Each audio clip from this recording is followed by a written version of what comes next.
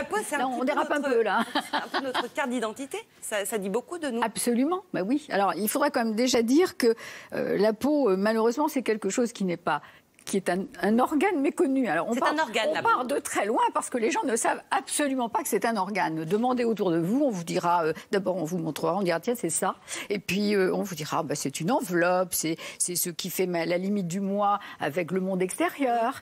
Et bon, en fait c'est un organe. Ça veut dire quoi que c'est un organe ? C'est un organe vital. Un organe, c'est un ensemble de tissus qui ont la même fonction, qui ont une fonction unique. Bon, vous avez le cœur qui est c'est ça qui fait partie du système cardiovasculaire, etc. Donc la peau, en soi, c'est un organe, et tenez-vous bien, c'est même l'organe le plus lourd du corps humain, puisque ça pèse 4 kilos. Et que le cerveau, je ne voudrais pas mépriser les neurologues, ni le cerveau, mais le cerveau n'en pèse que la moitié moins. Donc, on a beaucoup plus de cellules cutanées qu'on a de neurones. C'est quand même intéressant à savoir. Et la surface de la peau, c'est de l'ordre de 2 mètres carrés. Alors, très très longtemps, on a dit que c'était aussi le plus grand organe en surface. Mais les gastros sont passés par là, nous ont piqué la première place en disant mais oui, nous avec, voilà. On aime bien les records, il faut bien quand même que la dermatologie se mette en avant. Voilà. La peau idéale, elle répond à quels critères pour la cosmétologue que vous êtes ? Alors, la peau idéale, c'est une peau qui est bien nourrie, qui est bien hydratée, qui est bien protégée. C'est une peau qui fait correctement son travail, déjà, qui fait une bonne barrière et qui vit correctement avec nous toute la vie. Elle nous protège. Il y a des mauvaises peaux. Il y a des gens qui partent avec un capital peau... qui n'ont pas de peau, quoi. Qui n'ont pas de peau. Je l'attendais. Non, mais... Je veux dire,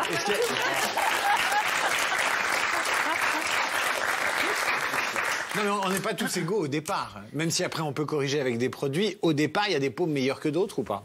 Alors, madame le dira mieux que moi. On a tous une peau différente, mais elle fonctionne pour tout le monde de la même façon, où qu'on habite dans le monde et qu'on soit un homme ou une femme.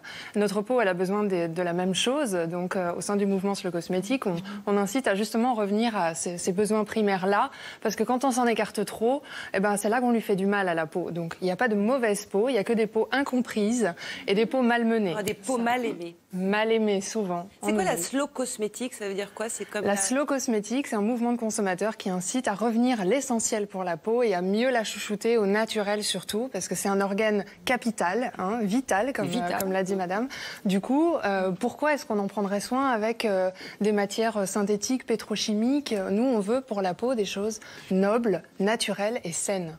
Est-ce qu'il y a des époques où on a une conception de la peau différente ? Moi, j'ai le souvenir qu'au XVIIe siècle, les gens avaient peur de prendre des bains parce qu'ils pensaient que la peau allaient laisser passer l'eau et qu'ils allaient se noyer, même dans leur bain. Pas se noyer, non, mais surtout attraper des bactéries et des tas de saletés. C'était un moyen. Est-ce qu'on a redécouvert la peau ? Est-ce qu'il y a des civilisations qui ont une conscience de la peau ? On s'en est occupé, on s'en est préoccupé depuis la préhistoire.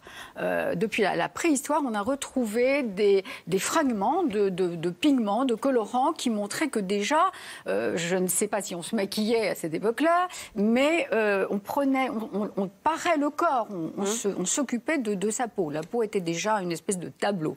Et puis c'est très très intéressant, donc j'en parle pas mal dans le livre, de suivre toute l'histoire, toute l'évolution des soins de la peau. On a fait des choses extraordinaires. Les Égyptiens, par exemple, préconisaient pour éviter les rides, les excréments de crocodile, par exemple. Ah, voilà une riche idée. Voilà une riche idée. Et c'est vrai que à l'époque de Louis XIII, Louis XIV, on se parfumait beaucoup, on se lavait avec des espèces de lingettes, de mouchoirs parfumés, mais on ne se lavait pas parce qu'on considérait que c'était dangereux.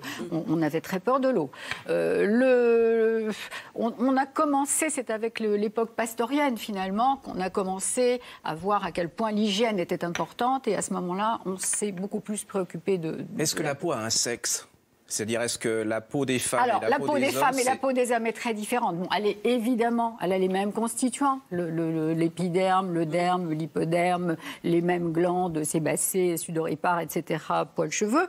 Mais la peau masculine est plus épaisse, elle est plus grasse, elle a plus de glandes sébacées que la peau féminine. Elle ne vieillit pas du tout de la même façon. C'est comme elle est plus épaisse, elle se ride moins, mais c'est la pesanteur finalement, la gravitation universelle qui fait que les traits tombe un petit peu plus. Et en plus, la demande esthétique masculine est très différente de celle des femmes. Il y a des endroits où on n'a pas de peau. Ah non, on a de la peau partout. Il y a de la peau partout. Il y a de la peau partout. Alors, la peau, c'est un organe vital. Quand les grands brûlés, au-delà d'un certain pourcentage de brûlure, qui est à peu près de 60%, vous avez peu de chances de survivre. Hein. La peau, c'est fondamental. Mais je posais la question il y a des endroits où on n'a pas de peau, parce que quand on va chez le dermato, il vous fait ouvrir la bouche et il regarde dans la bouche. Ah, mais ça, c'est autre chose. Le dermato s'occupe aussi des muqueuses. Donc, si vous voulez, tous les orifices sont en rapport avec une muqueuse. Il y a une solution de continuité entre la peau et les muqueuses.